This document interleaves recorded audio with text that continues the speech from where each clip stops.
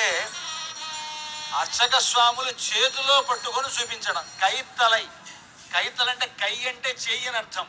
కైత్తల సేవ అంటే చేతి పైన ఉంచుకొని అర్చక స్వాములు మనందరికీ కూడా దర్శింపజేస్తున్నారు. అదుగో తూర్పు వైపు నుండి ప్రదక్షిణంగా అమ్మవారు అలాగ దక్షిణం వైపుకు, దక్షిణం వైపు నుండి అలాగ పశ్చిమం వైపుకు, పశ్చిమం నుండి ఉత్తరం వైపుకు వెళ్ళి మళ్ళీ తూర్పుకి వచ్చి ఉండి స్వామివారికి అభిముఖంగా కూర్చుంటారు.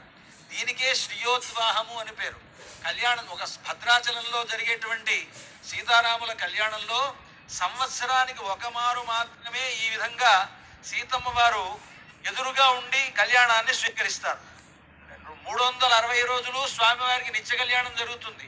అయినా సీతమ్మ వారు పక్కనే ఉండి కళ్యాణం స్వీకరిస్తారు ప్రతిరోజు కూడా.